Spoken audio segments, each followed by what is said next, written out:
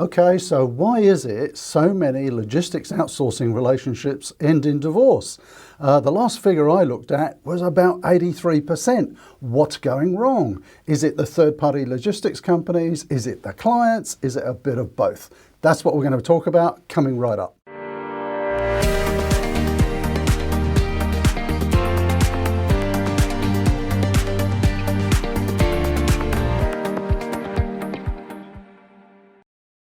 Okay, so why is it so many logistics outsourcing relationships go wrong? What are people not doing? Well, the last figures I looked at was something like 83% don't get renewed. So maybe it's a 3 or 5 year contract and then people go to the market at the end of that looking for a new service provider. What an awful waste of time and money and disruption. So what I'd like to share during this video is some of the things that can go wrong and of course how to avoid those things going wrong. So let me just kind of set this up and set the scene. Now I should add that what I'm talking about here is based on helping companies outsource over the last 23 years or so. It is not about any particular company. So these are fictitious companies, okay? So what we're going to be talking about is a bit of a case study, if you like. A made-up case study, and you might just recognize the people involved in this because it's going to involve an interview. So first of all, the customer. And the customer is Oz Health. And as we can see on this slide, they're into health foods. Their market is predominantly Australia. They have in-house distribution centres in Sydney and Perth. Their transport is outsourced. They've got some local manufacturing, about 25% is imported, $500 million in sales every year, and they've got 250 SKUs, stock keeping units, and about 25 of those are chilled, needing temperature control. So who's on the other side? Well, this is AAA Distribution. They're about a $200 million turnover business. Their focus is on warehousing, predominantly FMCG customers, fast-moving consumer goods, and they have distribution centres in Sydney, Perth, and Melbourne. And this is the process that we're going to hear about. We're going to hear from both parties in a second. The logic of the outsourcing, how they decided who to approach with their request for tender, the request for tender process, the shortlist, how they chose their third-party logistics provider, the go-live, and the ongoing contract management. And we're going to hear what went well and what didn't go well. And at the end of those interviews, I'm going to come back and we'll summarise whose fault was it? Where were the key faults on both sides? And what could we do to avoid that kind of mess in the future? Yeah, I'm kind of giving it away. It's a bit of a mess. So let's hear from both parties right now. Okay, so we outsourced our warehousing nationally. Sales were going really well. The SKU range was growing, but we were just running out of space. And as a consequence, our costs were increasing and customer service was suffering. So outsourcing made perfect sense to us, to a company that can actually do it better than us. That's hard to say as a logistics manager, but I realised we weren't doing very well. We also needed better access to technology like RF in the warehouse. Heck, we didn't even have a proper warehouse management system. And we needed much better functionality to handle recalls as well. Our new MD didn't help. He was really tough. He didn't want to waste time and money improving our in-house operations. No, he just wanted to reduce costs and reduce costs fast. So we had warehouses in Sydney and Perth, but we were just running out of space all the time, and we had new products coming online too. And without a proper WMS, our inventory accuracy was really quite poor. Our processes weren't that great either, to be honest, particularly receipting. Not in stock product, I mean, you can't sell it, so we really had to get that better. Handling returns, that was really badly managed too. With the inbound transport, we really needed someone to help coordinate, the supply from the local factories as well as our overseas suppliers. That was bad, and we ended up having containers waiting to be unloaded. We desperately needed product inside. I mean, that made us unpopular with the sales teams. The outbound freight, well, that wasn't too bad, but we had a lot of delays with trucks not meeting delivery time slots and getting hit with demurrage charges. So outsourcing was going to be really good for us because a lot of these processes would get improved by a really professional 3PL. Okay, so we wanted to do this right, and we wanted to go from a long list to a short list because that's how you do it, right? So sure, it was a bit of a shotgun approach, but we wanted to test the market, probably the whole market really. We didn't really know who the major players were in our sector, so we needed an approach that would flush them out. I wanted some help in the process, but the MD refused to play for blood-sucking consultants, as he called it. So we were bound to reach the best 3PLs with this approach, I thought. We actually went to, our purchasing team, believe it or not, went to Yellow Pages and they came up with a few. I already knew a couple of good 3PLs from my previous experience, so we threw them into the pot. And the MD was really friendly with a guy who knew a lot about logistics, and they put a few more in the pot as well. So I think we ended up with 20 in the end. So anyway, we get this RFT from Oz Health. I mean, who are they when they're at home? You can't believe it. They've gone to 20 people. I don't know that there's 23 PLs in Australia that could do this job. I mean, not impressed. Was my boss impressed? No way. Are they serious? Who else could they have included? But, you know, the boss wanted to get into this healthcare area, didn't he? So we thought, why not? We'll give it a go. So I was really proud how we put the RFT together. Very, very detailed, because I'd heard that, you know, if you wanted, I hadn't actually done one of these outsourcing programs before, but, you know, people had told me the more detailed information you can give to the 3PLs, the better. So we had loads of detail. We had the warehouse space that we had now and what we thought we would need, so that was going to give them good guidance. We had the SKU list showing all the current inventory levels. We had the demand in pallets shown by SKU. We had the customer list, so that would give them an idea of the areas that had to be serviced, you know, the locations, the demand. We provided the lot. We really did this well. I even got the purchasing manager to help me out and one of the accountants who really knows his way around our systems.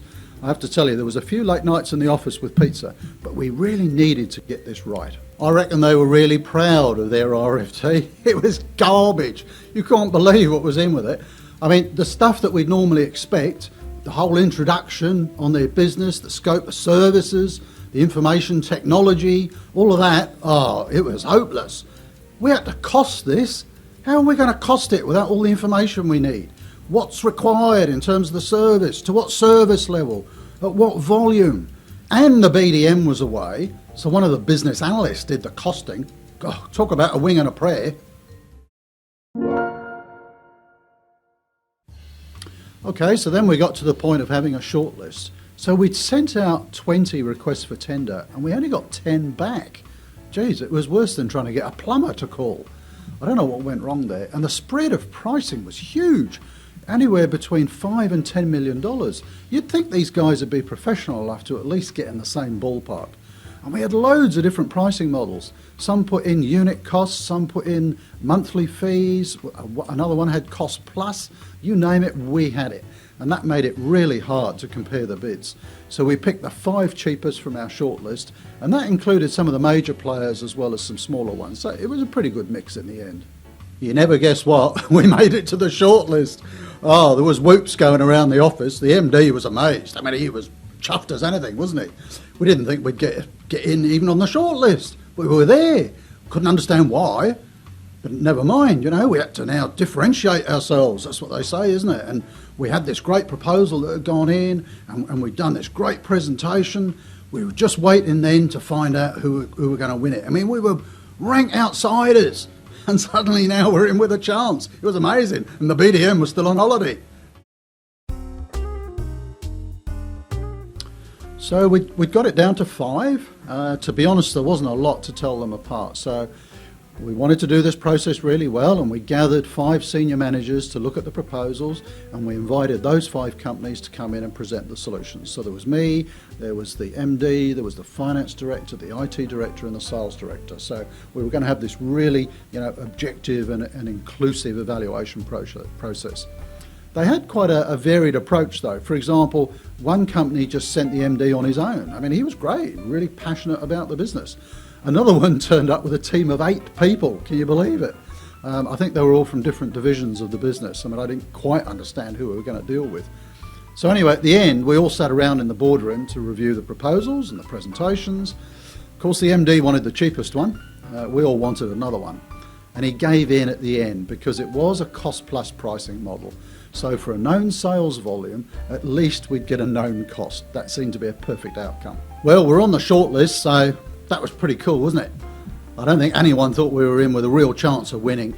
And when after we'd done the presentation, well, the BDM and the analysts did the presentation. I wasn't even allowed to turn up, I don't know why. So they got all these tricky questions after the presentation, and you know, they were able to put back some reasonable answers, I think, you know, so they did all right. Really cool though, they managed to slip in a cost price model. You know how those work? So you basically say, here's the cost of the contract and all the resources that we're going to need to do it, and we put a profit margin on top. Oh, sweet as a carrot. Easy way to cost a contract, and you can't lose. I still have nightmares about the go live. It was a disaster from the start. They put in this warehouse management system called Quick Start. It's supposed to be really good, but the interfaces were an absolute nightmare. I mean, common sense says the 3PL should be responsible for all the IT interfaces. It was their WMS. Oh no, they expected us to do it all at our cost. And the project manager, I mean, he looked about 15 years old and he'd never done this before. Had he been at the presentation, there's no way we would have picked AAA to do this business. So timelines blew out, costs blew out, and you can imagine how the MD was reacting. Well, it's one thing to win a contract, isn't it? It's another one to implement it though. The go live was an absolute bleeding disaster right from the start. It took 8 weeks to implement. We couldn't even switch on the WMS for 6 weeks. They'd never operated a WMS, of course. And the orders and return authorisations, they were all getting faxed through. So orders were backing up. The bloody customer, denied all responsibility for doing the IT interfaces. He expected us to do it. And their project manager was useless and was hardly ever there. It took twice as long and twice the cost as we expected. Well, when we got the implementation finished and the contract was underway, they really seemed to struggle from the start. They didn't have enough resources to handle the returns. We get loads of those, particularly at weekends. We offer a sale and return basis for lots of customers, so things just went from bad to worse. The 3PL screamed they needed more resources and hence a higher fee. The MD was kicking my butt on an hourly basis due to customer complaints, and the customer service went downhill really quick. I couldn't see a way out of this mess. We'd burnt our bridges by outsourcing. Well, if the implementation wasn't bad enough, once we got into the contract, it seemed to go downhill even more. It started getting out of control from the start. We were getting all these returns, hundreds of them. We never costed that in. They never talked about returns. And the WMS, it wasn't even configured for returns. Okay, so what do you think went wrong? Whose fault was it? Maybe there was fault on both sides. So we've heard from John Jones, the logistics manager at Oz Health, and George Smiths, the ops manager at AAA Distribution. Now, all right, it was a little bit of fun, but I have seen all of those things happen many, many, many times with 3PLs and with 3PL clients. So let's go through and tick off where we think things went wrong. And let's put up here on the screen behind me some of the issues. Okay, so for the customer to begin with, Oz Health, they didn't really have any clear outsourcing objectives, I don't think. Why were they outsourcing? What cost did they expect? Did they really understand the 3PL's capability and their process robustness? That was the problem, I think. Number two, they didn't really clearly identify exactly what was being outsourced. Remember, they had problems with returns. You've got to identify every single process that's being outsourced and exactly what you expect for each of those processes. Number three, did they approach suitable suppliers? They went to about 20, didn't they? You need to be an educated buyer in these situations, and you need to focus on, not a huge list. Maybe in this initial stage, you might go to 8 or 10, but I generally suggest about 5, and then from that, get down to a short list. So they kind of didn't know what they wanted and just approached too many. The detailed data and service needs, number 4. They thought they were providing detailed data, but they really weren't. It wasn't good enough for the 3PL to do the costing. Structuring the RFT. Remember, they talked about how all the responses came back in different formats and it was really hard to evaluate, to compare apples and apples. That's because the RFT wasn't structured correctly. You've got to have a very clear structure. You've got to say exactly what you expect coming back from the 3PLs, and you've got to, if you like, provide that framework where there's a very easy apples and apples comparison. The number 6 for me was the evaluation approach. That's got to be rigorous and it's got to be objective. And it clearly wasn't. They just had a real issue trying to measure all of the different responses, and the MD was very biased, so you need a very objective process, and maybe we'll talk about that in a future video. Number seven, I always reckon this is probably one of the most critical bits, and that's the implementation planning, and that has to take place jointly, so with the client and the 3PL. You've got to have confidence that the plan's going to work and that the project managers know what they're going to be doing, and that you walk through all of the risk management and so on. And then number 8, managing the contract in line with agreed KPIs. I don't think they really had KPIs or expectations around the KPIs, and that's got to be covered in the RFT itself. You've got to make that clear right up front. So I think for the customer in this case, probably 8 items that we could easily pick on that were at fault. What about the 3PL? Let's run through those on a list now. Well, one of the number one for me was that not all business is good business. They were trying to get into a new market where they didn't really have a great deal of expertise, and they were amazed when they won it. This happens, and so you've really got to know your own capabilities, and is this good business for you? Because if it's not, it's going to end in tears, and both parties are going to have damaged reputation. They're going to lose money and so on. So it's very important to understand, not just the industry that they're trying to get into, but their culture and the relationships and so on. Excuse me. Number 2, then, really part of that is make sure that your requirements absolutely matched, the requirements of the client absolutely match your capabilities as the 3PL. And I think here that there was a bit of a challenge there. Also, number 3, take a holistic view of the client, the new client. And a lot of 3PLs don't do that. They're very eager to grab the new contract, get the business coming through the door without thinking through, where will this lead in the long term? What's the strategic view of this client? Will it get us into new areas of business? What other things could we do for them? Number 4, data concerns. They didn't really raise any data concerns with the client. I bang on about this all the time. There are other videos about this on the channel. Data is absolutely critical. It's the foundation of the 3PL being able to accurately resource and cost the contract. So if the data's not right, all good 3PLs will be going right back to the client and saying, this isn't good enough. This is the implication of this. We need more accurate data. If you can't provide it, we'll need to think of an alternative way of resourcing. And again, I can talk about that in a subsequent video. Number 5, I think also a lot of 3PLs don't do this, but always submit a conforming RFT response. So, the client has asked for this and these particular things. Absolutely, you have to conform to that. But I think it's always a good idea to also submit a non-conforming one, because maybe what the client's asking for isn't exactly what they need. It's what they think they need. And if you as the 3PL have some better ideas, put them in. But do make sure you put that conforming bit in as well, because that's what you're going to be compared against others on. Okay, so really important to do that. Number 6, I don't think they really asked the right question here about the evaluation.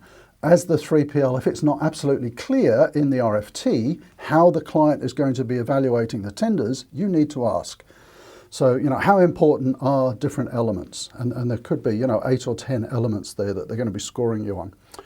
Number 7, resourcing the implementation well. 3PLs get this wrong, clients get this wrong. When I'm assisting clients going through this process, I always ask that the 3PL implementation manager is part of the bid team, if you like. We want to meet that manager, we want to see what they're like, are they going to fit well with our culture, we want to assess their experience. Probably in 50% of cases, they're not there, and that causes a little bit of a worry. And then number 8, always raise potential issues early and suggest solutions. So it's going to happen in any new 3PL relationship. Things are going to crop up. It's really important to raise those early and not sort of cover up issues that are going to boil over and cause problems later. So what did you think of that? Whose fault was it? Well, just to summarize here on the screen, I've been fair on this, and I think it was 8 faults on each side. But these are such common faults. Hopefully as you're going through the process of outsourcing, whether you be the client or the 3PL, you can learn from this, somewhat worst case scenario role play. But these are the things that we see happening, going wrong all of the time. Now, if you want some follow-up information on this, do comment below, because I'm thinking maybe we can get into some more detail on this. So before I do that, let's just summarize what we've seen on this role play. First of all, outsource for the right reasons. Make sure that you fully understand that. Make sure your expectations are realistic. Allow enough time for the process. They didn't allow enough time at all. Be open and honest through the whole process, both sides. Evaluate the responses objectively and manage the contract responsibly. Take responsibility for it. So what are some of the other things that we might talk about? What's next? If these are of interest, comment below and we'll make separate, more detailed videos about these. But who to partner with? Who should you pick to send your RFT through to, and who should you pick to be on your shortlist? There's a couple of ways that you can go through this process in terms of the steps. One of them is to share an expression of interest first with a broader audience of 3PLs to see what their capabilities are and if they're interested. So that could be the topic of a video. Then there's the RFT itself, how to structure that, how to really set yourself up for success. And maybe even things like the service specification. I always think there are two parts of an RFT. There's the contractual bit and then there's the service bit. And whether it be a warehousing specification or a transport, that's really important. So maybe that could be a separate video later. And then how to evaluate. How do you actually compare the different offers objectively? I always say ultimately the final choice is probably going to be an emotional one. But if you can get down to the final 2 or 3 absolutely objectively and on board with your whole evaluation team, then you've done well. And at the end of the day, it's probably who feels right, who you feel comfortable working with, all other things being equal. So we could talk about the evaluation.